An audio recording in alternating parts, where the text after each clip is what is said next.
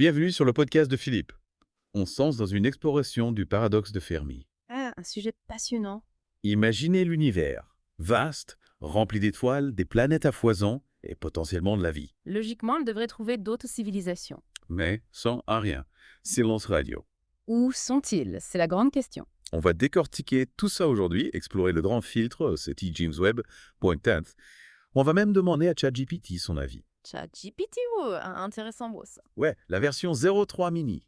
Elle nous donne un bon résumé du paradoxe de Fermi, en fait de ses deux idées principales. C'est vrai. D'un côté, l'univers est tellement grand que statistiquement, la vie extraterrestre devrait exister. Et de l'autre, on n'a aucune preuve. Exactement. Un vrai casse-tête. ChatGPT propose quelques pistes.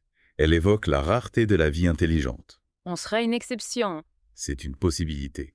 Ou alors, les civilisations s'autodétruisent avant d'atteindre un stade avancé. Catastrophe, guerre. Exactement.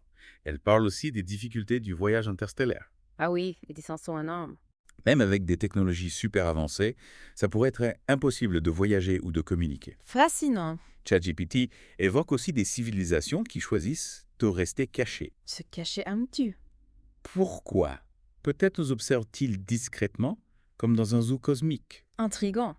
Ou alors, on n'a tout simplement pas la technologie pour les détecter. Nos outils sont peut-être trop limités. Exactement. Mais il y a aussi les découvertes récentes, comme les exoplanètes. Ah oui, grâce à Kepler et d'autres télescopes. Des milliers d'exoplanètes, certaines pourraient abriter la vie.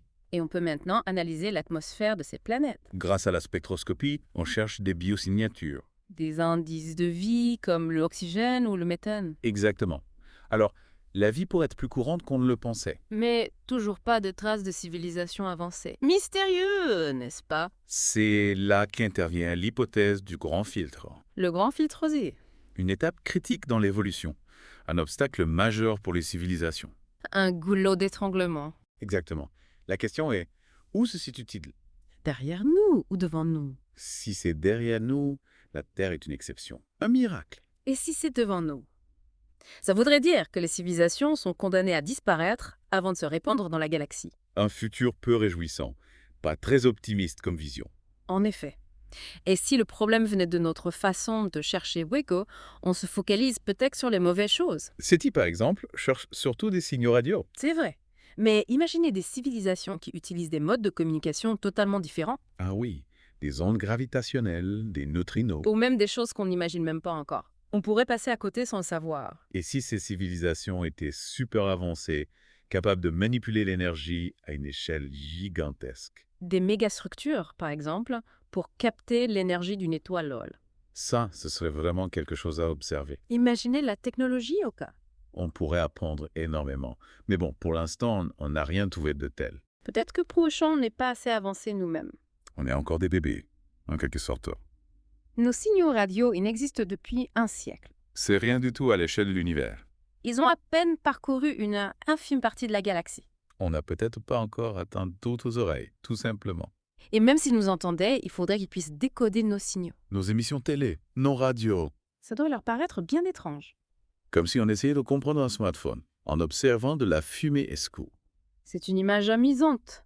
Peut-être qu'ils attendent qu'on soit plus développé avant de nous contacter. On attendrait qu'un enfant sache parler avant de discuter de philo avec lui.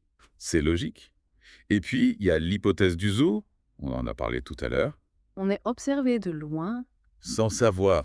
C'est un peu perturbant comme idée. Ça pose des questions éthiques, c'est sûr. Observer sans consentement. Est-ce que c'est moral laid? On observe bien les animaux sans leur demander leur avis. Oui, mais observer une civilisation intelligente, c'est différent. C'est vrai. On ne voudrait pas être des cobayes dans une expérience cosmique. Exactement. On a le droit de savoir. C'est un vrai dilemme moral. On n'aimerait pas être à leur place. Imaginez qu'ils nous étudient, nous analysent, sans qu'on puisse rien faire. Ça soulève des questions sur notre propre comportement. Est-ce qu'on respecte vraiment les autres formes de vie sur Terre? On a encore beaucoup à apprendre.